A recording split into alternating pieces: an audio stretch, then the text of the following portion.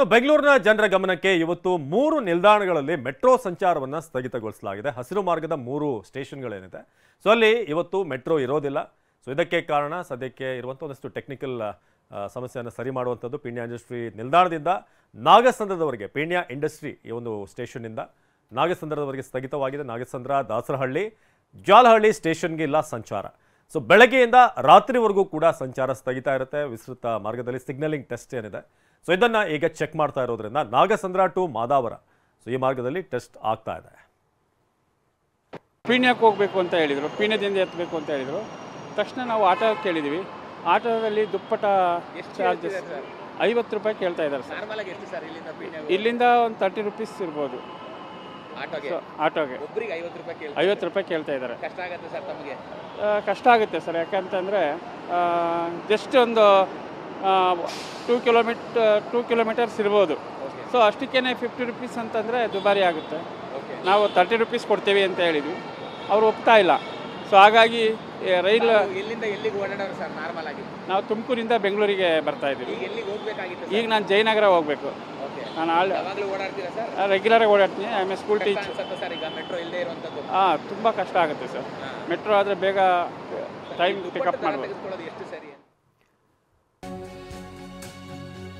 ಇನ್ನು metro ಪ್ರಯಾಣಿಕರಿಗಾಗಿ BMTC ಬಸ್ಗಳ ವ್ಯವಸ್ಥೆ, 10 ಮೆಟ್ರೋ ಫೀಡರ್ ಬಸ್ ವ್ಯವಸ್ಥೆಯನ್ನು ಮಾಡಿರುವಂತಹ ಬಿಎಂಆರ್ಸಿಎಲ್ ಆಟೋ ಚಾಲಕರು ದುಪ್ಪಟ್ಟು ದರ ವಸೂಲಿ ಮಾಡ್ತಿದ್ದಾರೆ. ಅದಕ್ಕೆ ಈಗ ಬಿಎಂಟಿಸಿ ಬ್ರೇಕ್ ಹಾಕೋಕೆ ಹೊರಟಿದೆ. ನಾಗಸಂದ್ರ ಮೆಟ್ರೋ ಸ್ಟೇಷನ್ ಇಂದ ಪೀಣ್ಯ ಇಂಡಸ್ಟ್ರಿವರೆಗೆ ಬಿಎಂಟಿಸಿ ಬಸ್ಗಳ ವ್ಯವಸ್ಥೆಯನ್ನು ಮಾಡಲಾಗಿದೆ. ನೀವೀಗ ದೃಶ್ಯದಲ್ಲಿ ನೋಡ್ತಿರೋ ಹಾಗೆ Peenya metro to Nagasandra metro ಅಂತ ಈಗ ಅಲ್ಲಿ ಹಾಕಲಾಗಿದೆ.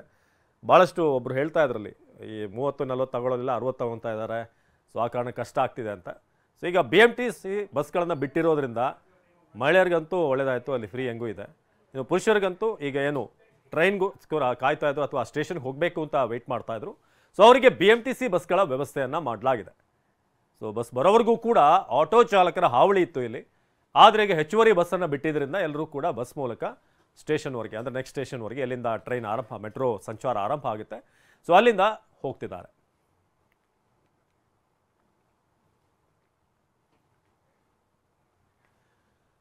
ಇಂದು ಕೂಡ ಪೀಣ್ಯ ಇಂಡಸ್ಟ್ರಿ ಮೆಟ್ರೋ ನಿಲ್ದಾಣದಿಂದ ನಾಗಸಂದ್ರದವರೆಗೆ ಮೆಟ್ರೋ ಸೇವೆ ಸ್ಥಗಿತವಾಗಿದೆ. ಇದರಿಂದ ಪ್ರಯಾಣಿಕರು ಪರದಾಡುವಂತಾಗ್ಬಿಟ್ಟಿದೆ. ನೀವು ನಿಲ್ದಾಣಕ್ಕೆ ಬಂದಂತಹ ಪ್ರಯಾಣಿಕರು ಅನ್ಯ ಮಾರ್ಗವಿಲ್ಲದೆ ಹಿಂದಿರುಗಿದ್ರು. ಹಸಿರು ಮಾರ್ಗದ 3 ಮೆಟ್ರೋ ನಿಲ್ದಾಣಗಳಲ್ಲಿ ಮಾತ್ರ ರೈಲು ಸಂಚಾರ ಸ್ಥಗಿತಗೊಳಿಸಲಾಗಿದೆ. ನಾಗಸಂದ್ರ, ದಾಸರಹಳ್ಳಿ, ಜಾಲಹಳ್ಳಿ ಮೆಟ್ರೋ ಸ್ಟೇಷನ್ಗಳಲ್ಲಿ ಮೆಟ್ರೋ ಸಂಚರಿಸ್ತಾ ಇಲ್ಲ.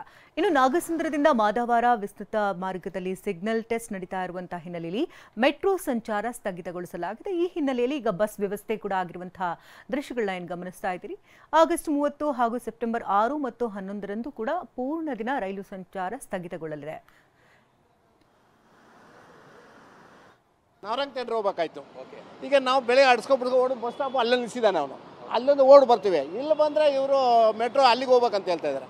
ಈಗ ನಾವು ಮೆಟ್ರೋ ನಂಬ್ಕೊಂತ ನಾವು ಓಡ್ ಬಂದಿದ್ವಿ.